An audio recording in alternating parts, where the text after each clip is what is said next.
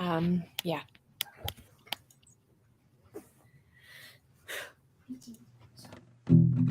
We're on a road to nowhere. Come on inside. Taking that ride to nowhere. We'll take that ride. I'm feeling okay this morning. And you know, we're on the road to paradise. Here we go, here we go. There's a city in my mind. Come along and take that ride, and it's alright, baby, it's alright. And it's very far away, but it's growing day by day, and it's alright, baby, it's alright. Would you like to come along, and you can help me sing this song, and it's alright, baby, it's alright.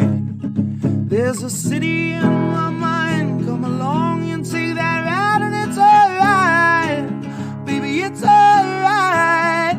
And it's very far away, but it's growing day by day, and it's alright, baby, it's alright. They could tell you what to do, but they'll make a fool of you, and it's alright, baby, it's alright.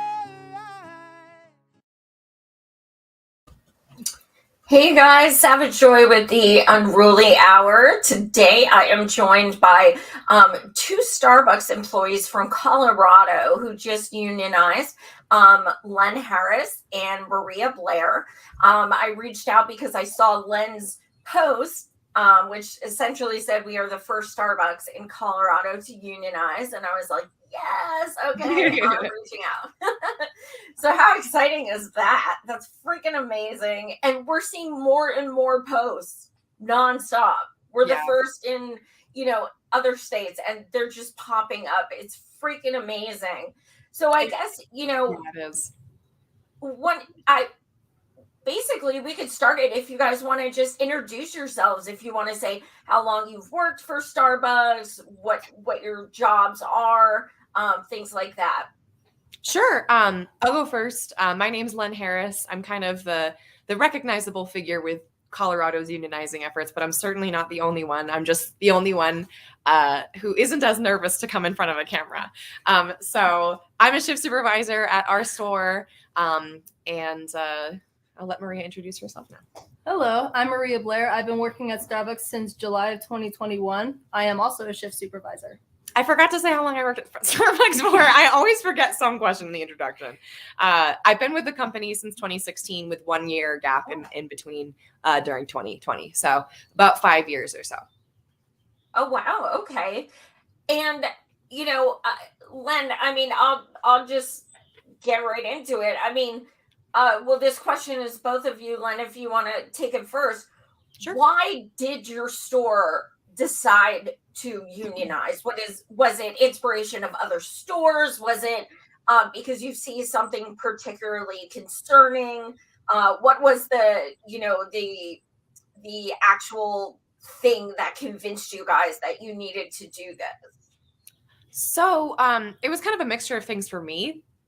I knew that the conditions at our store weren't optimal, to say the least. We were having pretty significant staffing issues for all through the summer of 2021. And I knew, with rising prices and everything around, price of the cost of living going up and wages being pretty stagnant, I was like, this can't continue. And it was a matter of, I could just go find another job, or, I could do something else. Let's figure it out. And then subsequently, Buffalo passed their union vote on December 9th, which was the biggest kind of like, okay, I'm going to try doing this. Like, I'm going to stop doing this whole, online social justice warrior. I send a tweet and then I'm done my duty for the day. I'm like, no, I'm actually going to do activism. Like, if I'm going to want things to change, I'm going to do it. So that was like the biggest motivator for me, were conditions at the store, my own personal, like, I want to live my own values and put, actual effort behind my own values. And seeing that another store did it. So actually, Maria, I think, was my first ever really big supporter.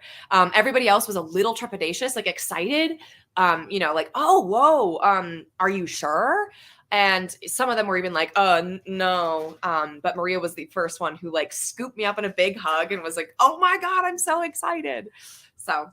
Because it's fucking scary. Let's be honest. Is there going to be, am I going to be penalized for wanting to better this? We've seen some shit go down at Amazon. So that trepidation is totally understandable. Maria, what was it, like for you to say, nope, on board, done, count me in?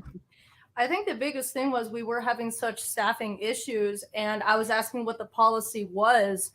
And they had this black and white policy. This is how many partners you'd have versus, or depending on, this is our average number of customers we have per the half hour. And I was discussing how long had it been since that had been updated. Demand has only gone up, and it's ridiculous that we're now keeping to the old way of setting up our day with baristas, and we don't have enough people to do it. That seems ridiculous. Just today. So I think that alone was enough for me, but there's something about also having someone who will get your back for like a part-time job, and I don't know, the audacity of people wanting something better for themselves. So be absolutely ashamed. How dare you guys? Like, you want to be treated like humans? Are you kidding me? That doesn't come with a paycheck. Yeah. So as far as, do you think, your customers have been receptive? Do you think they've been supportive? So I only laugh because the first day we announced we were going to be unionizing, someone ordered us a bouquet of flowers, and it was actually, I forget what was happening. I think there was a holiday. I think it was a holiday that someone sent us the flowers. Our store manager got this bouquet of flowers, like, oh my God, a customer is so nice for this holiday. And there was a note on it like, Union strong. So we just put it out in the front. Yeah. We've had some pretty vocal and very kind support from local customers as well as local unions. And just it's not just like unions that are helping us establish these, this environment of positivity around this. Like, most of the customers are like, oh, we want this too. Like, I've had so many people, even in the time that I've been there, I've been out since April 8th because I had a pretty severe shoulder injury and it's just beginning to heal up. And even in the short time that I was there, people were like, how can I help? What can I do to support? They've been getting flowers. They've been getting people asking, how to help. We got a plaque from Denver DSA, so like congratulating us. So we've had, pretty outpouring of support with it. Yeah, that's great. Mm-hmm. That's incredible. And I know, Len, with saying you've been out, I saw one of your posts that's talked about insurance, how you still have to pay the premium. I'm a national activist for Medicare for All. I have been for years. And that is one of the problems, because if you left your job today, you'd have no insurance and you'd be facing that nonstop. And then you find yourself, okay, now I have no income. I'm out of work, but I still have the premium. Yeah. So first, before I forget, do you need help? Do you have a GoFundMe? Are you able to pay that? That's very sweet of you to bring that up. Thank you so much. I'm actually okay. Like, listen, if anybody wants to help donate to the cause of a person who's living paycheck to paycheck, I won't say no. But I don't have a GoFundMe up right currently. I met my goal, and it was just the immense generosity of my friends and people who helped me meet that goal. So I'm good. Thank you so much for asking. Well, don't hesitate to, if that happens again or any of your people, just DM me and I'll put it out. That's very sweet of you. Yeah, we have, it's just been tough because our hours have been cut and I've been oscillating on whether or not to start a fund for that. My shoulder separated, like I mentioned, so I had to make a fund for that first to make sure I was covered. But I mean, people are finally beginning to say enough is enough and they're leaving now. So it's kind of hard to say who we should allocate any extra funds to because a lot of people are hurting. Yeah. I don't know. So Maria, you guys were just saying you're short staffed and now you're saying that your hours were cut? So for a brief period of time, we actually had plenty of staffing, but overstaffing. I remember one day our store manager was saying that from corporate down, they're trying to reduce the extra hours we were building on top of each other. And our shop was over by like 27% of man hours when we weren't supposed to be allocated for that many people at that time. And our store manager one day said, I'm not going to cuff hours. I'll take the rap. Yep. And then 2 days later, people were struggling to keep 20 hours just so they could keep their benefits. And some of them have actually lost some of their benefits. But now, because people are saying enough is enough and they're transferring out or finding other part-time jobs or just other work in general, now we have fewer people to fill those gaps. And now we're just at this state of limbo. Yeah, we're limping along, kind of. Wow. What was the vote when it came to unionizing your store? So we had 15 cast votes. One of them was invalid because they forgot to sign the front of it, which happens. So there were 14 valid votes, and 12 of them were yes. Oh, great. Mm-hmm. Awesome. Did you get any, feedback as to why, the other two people voted no? It's an anonymous vote, so we actually don't know who did it.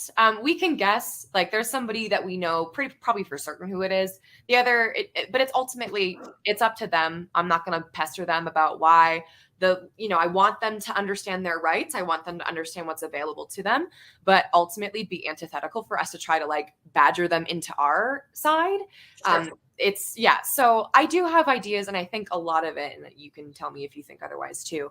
A lot of it is just not truly understanding the benefits of having a union, and being probably too focused on maybe the cons of having a union, like the dues, although dues are like 2% of our paycheck. It's virtually nothing. A lot of people are scared of that. And there are some unions that aren't, I don't think, established by the workers, and those may not have a good reputation either. Yeah. Well, and unfortunately in the beginning, we were very adamant about everyone who has their opinion deserves their opinion. We're not going to harass anyone. Correct. What you feel is what you feel. Mm-hmm. And if you want to know more, we're more than willing to educate you. But also in the end, we couldn't educate everyone. Yeah. And let them know like all the parameters of this is what they can or cannot promise. This is what they should not be doing. This is okay to do. And in the end, it still had to be someone's personal decision to do the research themselves. And unfortunately, like, I get it. Some people just didn't, and that's totally fine. Some people didn't realize that, unfortunately, some of the anti-union busting tactics that were implemented at our store scared some people. And there's only so much we could do if they didn't come to us and let us know, hey, I'm actually not so sure about this. This is what I'm hearing. I'm feeling uneasy about this. So unless someone approached us and said, hey, these are things I'm worried about. Is this something that could actually happen? We couldn't help them feel better. We couldn't educate them anymore. It was more or less like, if you don't feel comfortable, walk away. Like, that is totally fine. You won't hear us harassing you about it at all. Like, this is totally your decision. So in the end, it just... Oh, I'm sorry. Go ahead. Oh, no, I was just going to say, in the end, the vote was a vote, and people went with their gut feeling. So what kind of union busting tactics are you referring to? What things did you guys notice? It's funny. It didn't hurt that bad. Do you want to go first, since you've been at work more than I have recently? Sure, I'll go first. So from the get-go, once we started talking about, hey, should we unionize, there was someone, I'm not going to start dropping names. I don't think that's very professional. Someone who didn't exactly know what they were talking about, going around saying, you may not be able to transfer, or I won't be able to be on the floor to assist you, or you may not be able to keep going with your ASU credits. Like, we don't know these things. They didn't say, hey, by the way, if you're talking about people not being able to transfer if you're unionized, you're talking about one store who's going to have a separate set of rules, because that's what they brought to the bargaining table, and it happened in Canada. It was also more emotional manipulation too. Hey, if you vote for this, that's fine, but just know I may transfer because I did not sign up to be a part of a unionized Starbucks. So those were probably the biggest ones I saw. Yeah, it was a lot of and cut hours. I guess we already talked about this. Yeah, so, pretty severe cut hours. And well, there were a bunch of upper management from Seattle, like corporate Seattle upper management staff came in for like 2 weeks and were at our store for like 2 weeks, just there, asking us questions, bringing people into 2-on-1. So we had like minors, like a 16, 17-year-old who's in high school working part-time, going and being brought off to a corner to speak with the district manager and a corporate upper level management staff member about the union. And the same thing happened to me. Same thing happened to Maria. We had these 2-on-1s. They lasted several weeks, and they were with usually at least one recurring member, that being the district manager. And the second person was either like a corporate level staff member, management member, or the SM, the store manager. And my conversation with them was so casual, so buddy, like, oh, haha, like just want to make sure that, you understand all the benefits that Starbucks has. We want to make sure that you understand all the things that we offer you. Realize benefits don't cover bills. Yeah. And like, you might not be able to like transfer if there was a union, but like, that's like it, that kind of stuff. Meanwhile, I had other baristas coming out of them.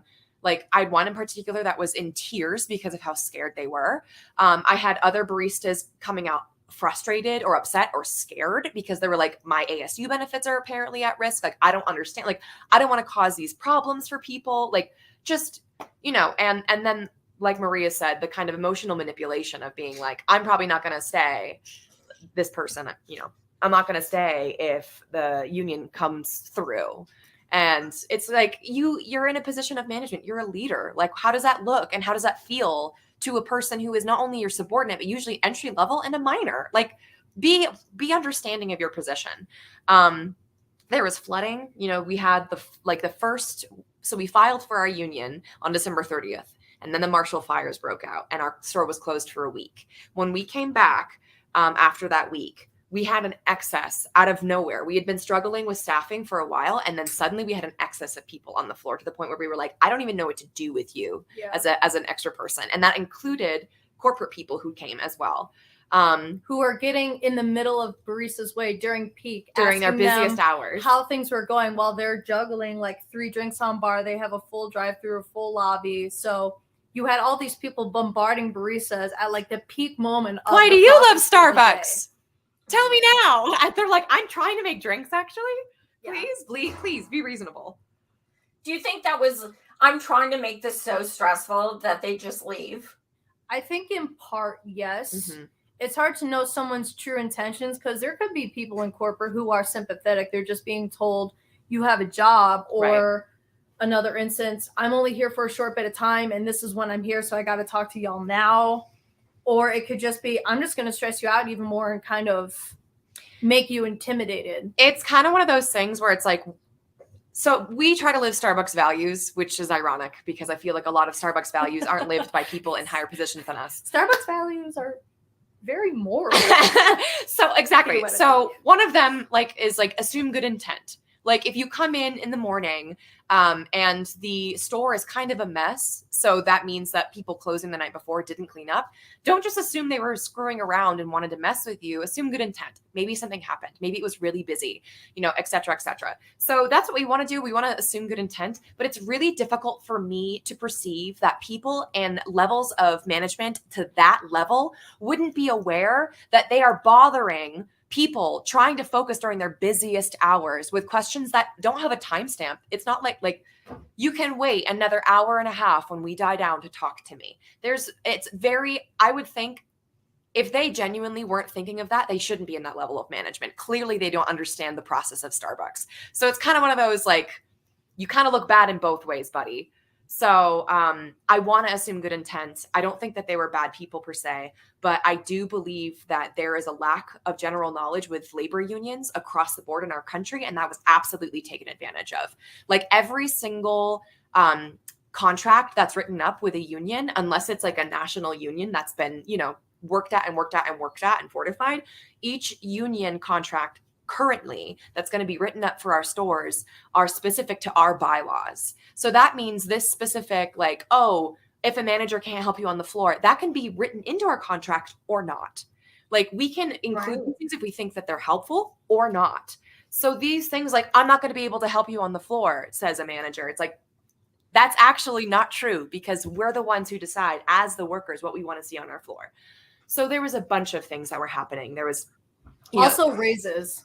All of a sudden we were getting raises. Like we got 2 within a span of like how many months? a handful of months. I was actually trying to apply for a raise before we dropped the word union, and all of a sudden I was denied. And then all of a sudden, oh, we see that you wanted a raise. Let's get that implemented for you. And then everyone across the board ended up getting a raise as well, which is great. But it's great timing. Yeah, it was interesting too. I haven't talked much about this specific thing because the manager that the conversation happened with is no longer our acting DM.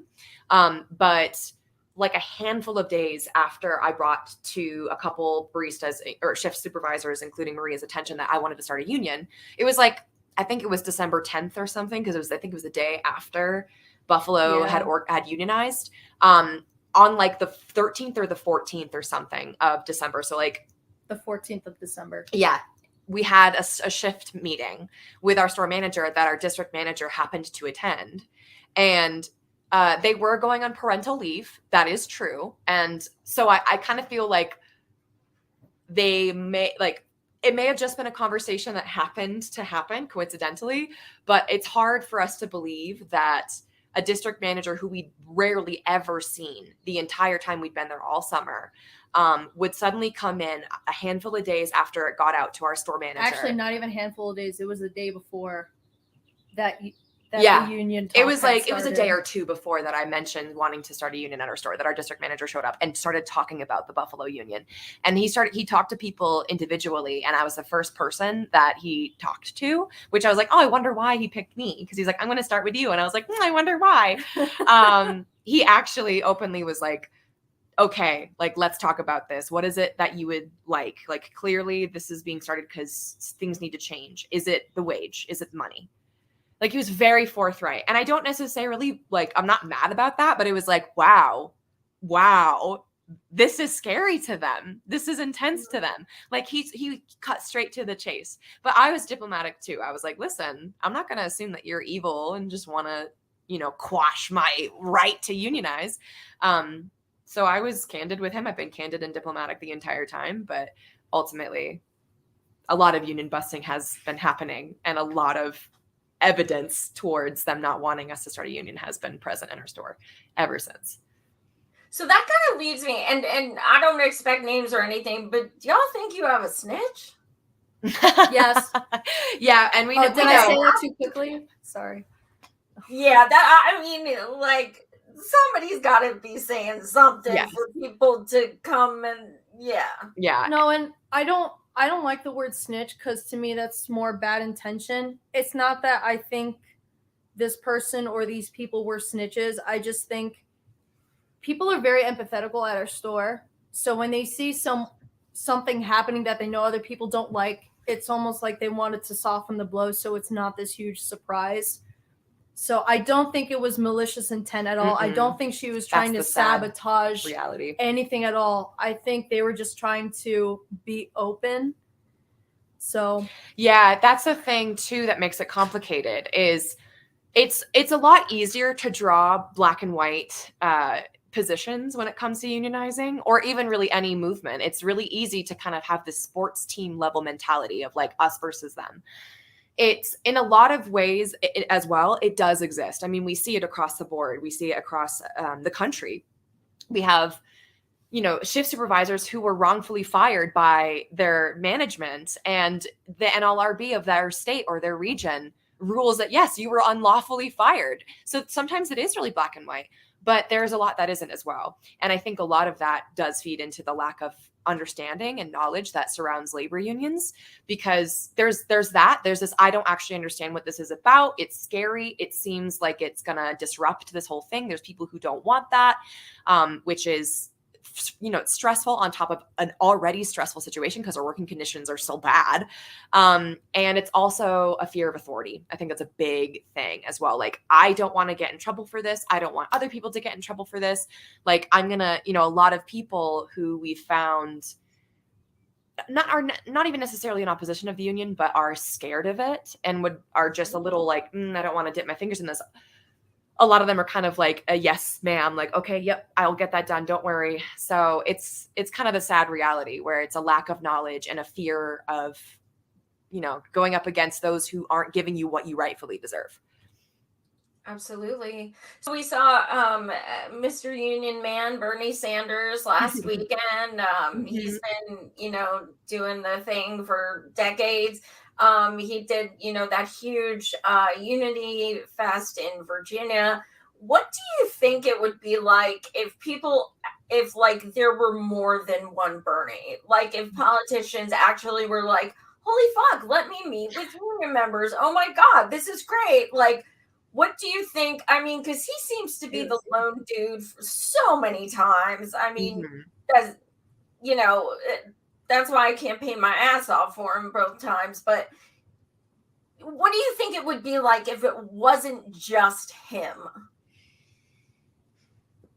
You go. Me go? Oh, hi, baby. I definitely think there would be a lot more focus on the union efforts of different companies. Like what Bernie is doing is absolutely astounding. It's amazing. And it's great to see someone who everyone knows about just making the time to go to these like little stores here and there because he actually genuinely cares and he shows that to the rest of the world. So I think I don't even necessarily need people to be like a doppelganger Bernie, because frankly, having different perspectives, opinions, different experiences, backgrounds, that's what makes for a really powerful, diverse, and progressive, powerful future and infrastructure that can be created, a society that can be influenced that way. Because if everybody thinks the same, it's a very homogenous place.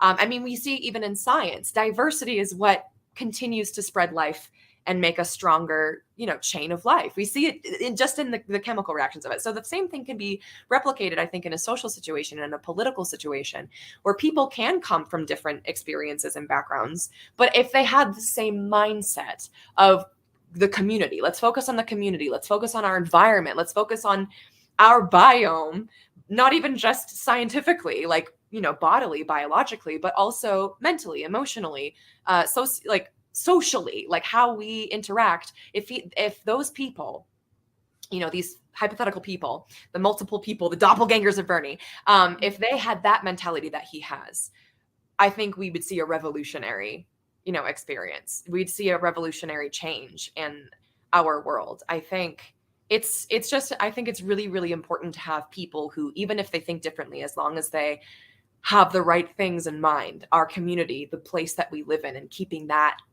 not only protected and safe, but like healthy and thriving, we'd see such a change. But it's very clear that capital productivity and gain is the absolute end goal. I mean, we live in a capitalist society, it makes sense. But it's very clear that by these models, what's valued is, profit. It's not people. It just isn't. Absolutely. So something I definitely, as someone in her 40s, something I notice is a lot of unions are being created by young people, which is so inspiring and it's incredible. And I'm wondering if you think, there could be several reasons. Maybe it's younger people who are like, no, we're setting the bar. We're not fucking around. Like we're setting this shit for future generations. Or maybe it's because people my age and older are just so complacent with, look, we've been dealing with this shit forever. Like, why upset it? This is capitalist. This is, we are the means of production, So what do you guys think why do you think it is so many young people who are really starting this revolution in unionizing? The status quo isn't working. We're not seeing enough compensation for what we're doing. We're seeing, I'm never going to be able to afford a house. I have a Retirement. 6-year education in my back pocket that I'm going to be paying on for the rest of my life. I still won't be able to afford a house. I may be able to get an entry-level job. Maybe I'll still have to start at the bottom of the pay. It's going to be, a lot of companies don't really give their employees loyalty anymore. You have to fight for the raises and bonuses you deserve. Mhm. It's having to move around to different companies just so you could actually get a leg up. My partner is dealing with that right now. Mhm. It's food is getting more expensive. And it's Our planet's heating up. you have to work over 40 hours a week just to even get ahead of the game. And no one has time for that anymore. People want to actually live and not wait until maybe they're 70 years old to a Social Security that won't exist anymore, just to actually take a breather and have a little bit of extra money to actually do something with your life that's not working and trying to be a part of society. I think too, one of the reasons why a lot of younger people are in this movement is the connectivity of the internet. Honestly, it's kind of, so we're starting to see so many repetitive patterns in our own society. Things like, it's getting more expensive to live. Wages are stagnant or even going down in some cases. Food prices are going up, gas prices are going up, and yet the information is out there that profits aren't hurting, profits are increasing. We're seeing, the richest of us get richer and richer, and we're able to see and connect that. And we're seeing, there's so many people as well who are, very aware of the kind of these data companies, the data conglomerate of like Google and Twitter and Instagram and TikTok. Like, we know that our data is being siphoned, and it's siphoned for money. Like, so many people are just trying to make it big, kind of like a social jackpot, so to speak, on TikTok, just so they can afford rent. So many people are recognizing, like, not only are so many, young of us were forced into college to take on this debt, because debt is another form of credit that keeps capital going despite resources becoming more and more depleted. It's like we either die crushed under the rock of capitalism or we do something about it. And I feel like maybe people who are a little bit older, they were able to kind of just miss the wave, that kind of like this inevitable wave that comes onto the younger generation. Yeah. Where a lot of us didn't, we didn't just manage to crest that wave in terms of, how the economy was going once you finally, your age and what have you. And last but not least, I think another big part of it as well is, nuts, I lost my train of thought there. Oh, I remembered it. We've been taught from the beginning, like, we want a better future for our kids. Like, we want the life that we live to be even better for those who we leave behind, and especially our kids.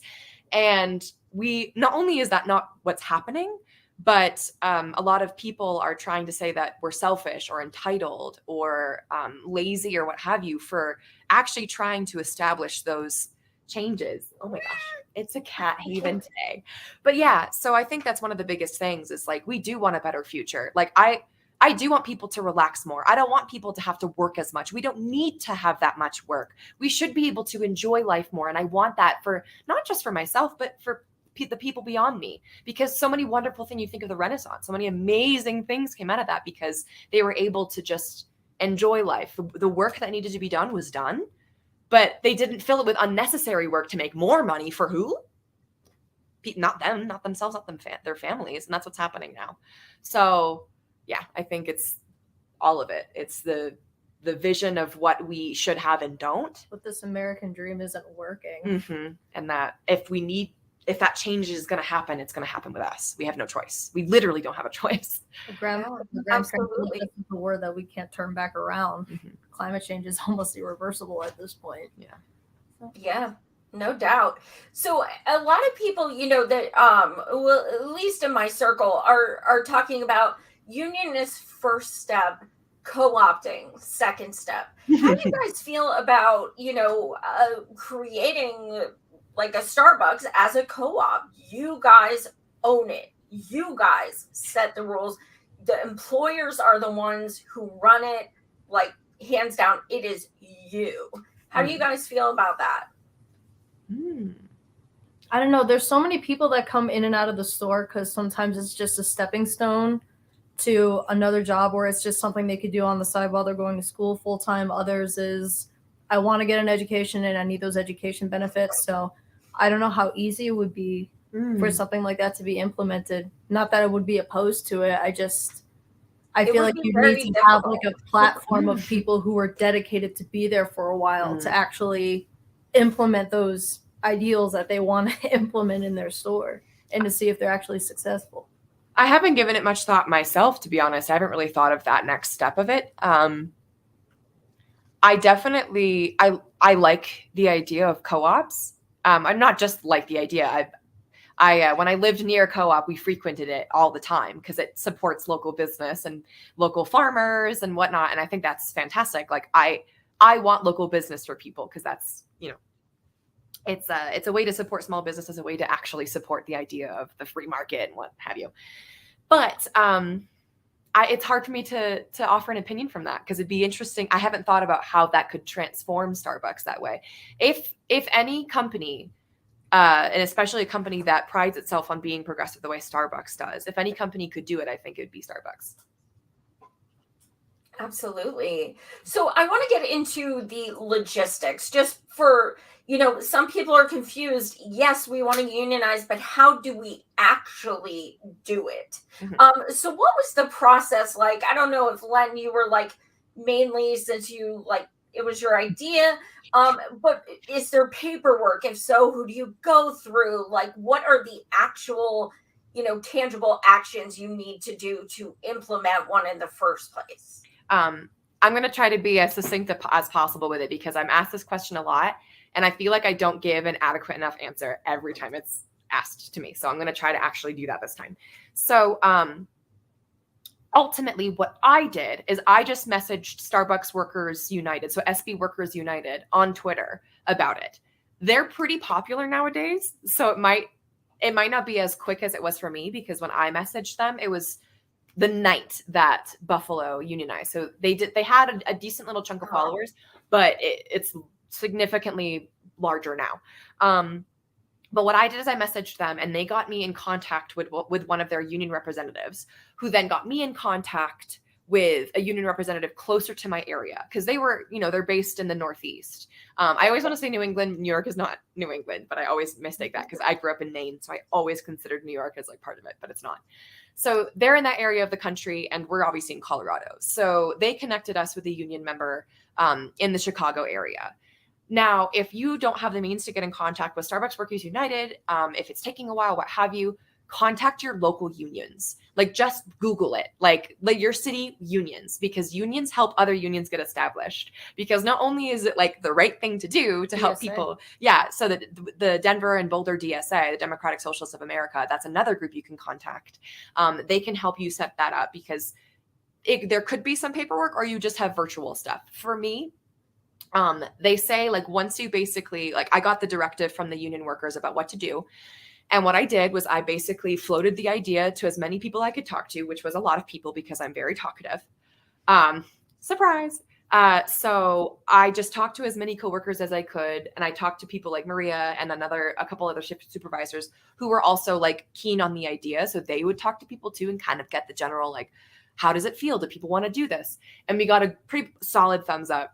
Once I got that kind of, yes, solid, yeah, I think a lot of people want to do this, contacted my union worker, which again, I'm sure you can find a union nearby, or if Starbucks Workers United gets back to you, they can get you in contact with people.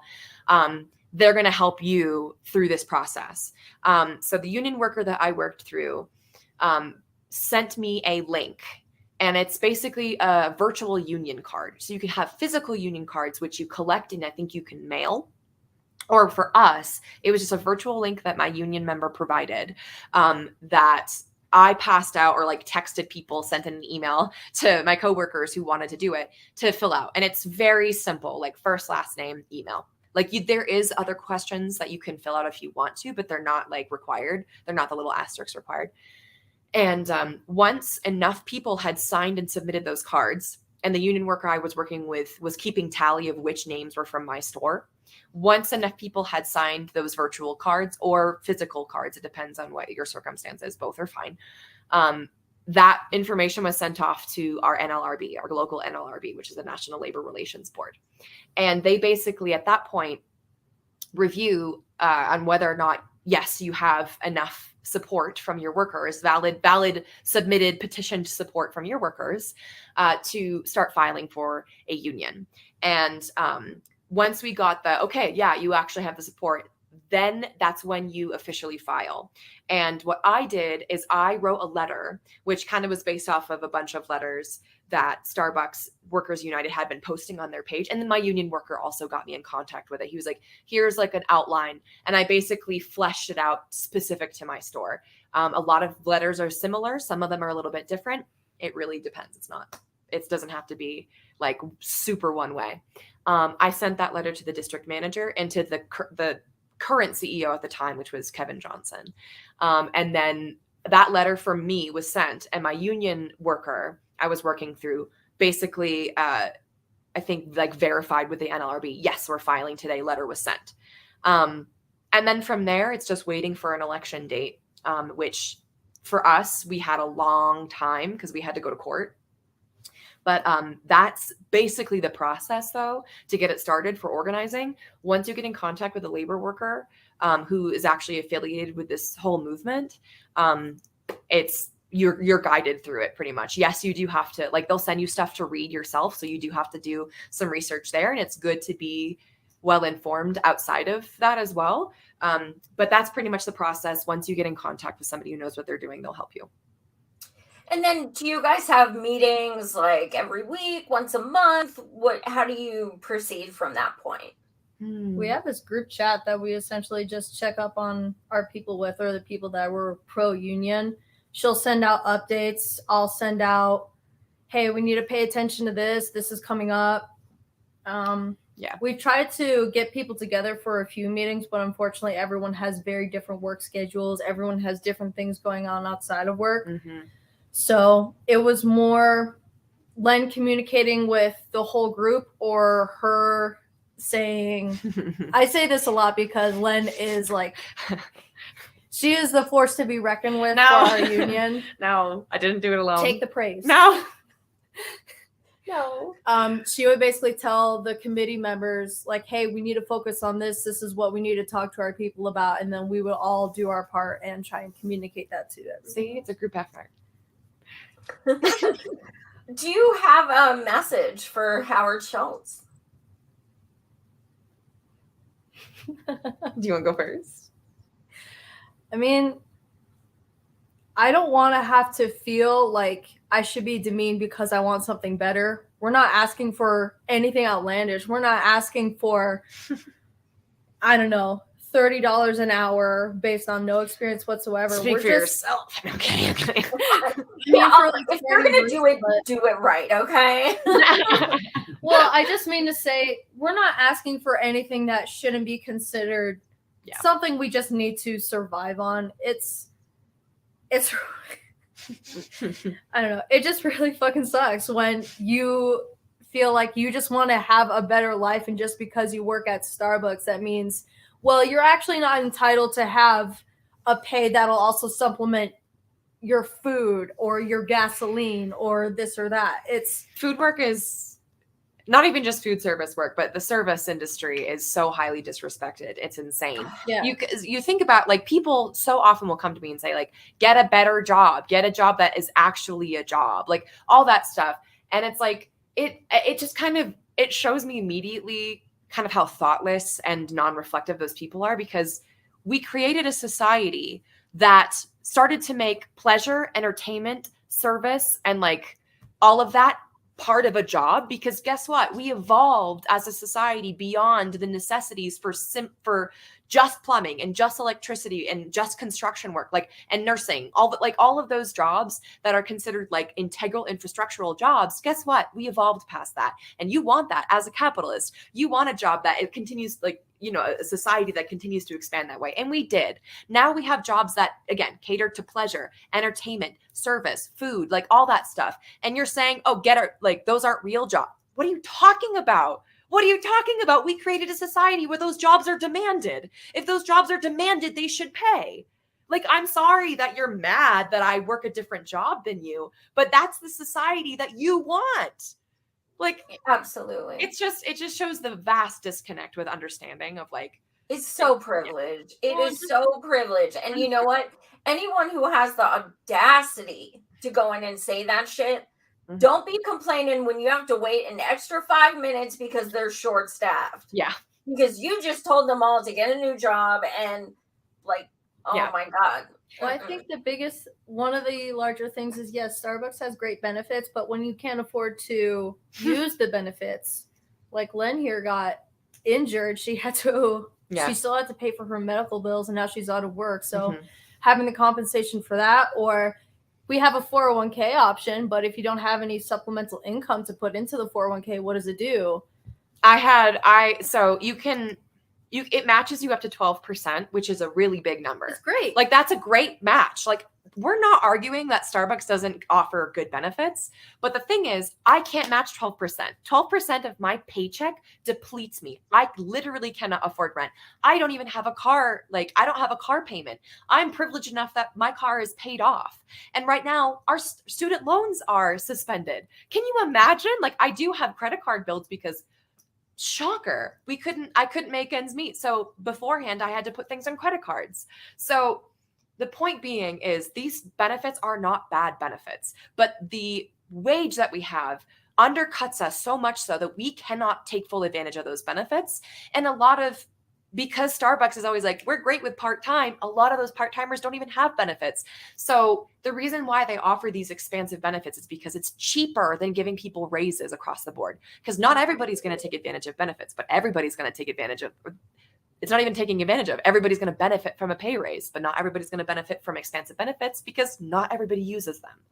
So my message, I guess, to Howard Schultz is, we're not trying to be your enemy. We're trying to live Starbucks values and protect our work. And there's nothing wrong, outlandish, crazy, or disingenuous of us to want to aim for legally protected work that is demanded of us in our society.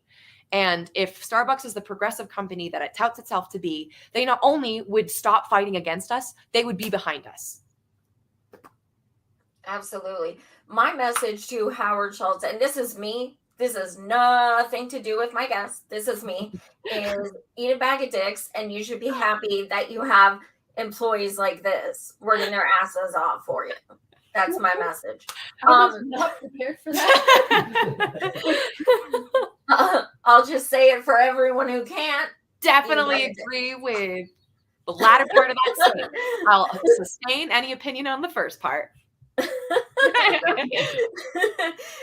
So one thing I want to leave you guys with is I want any last words, like any lasting words you want to leave, what you want people to take away from this. And then also, where people can find you.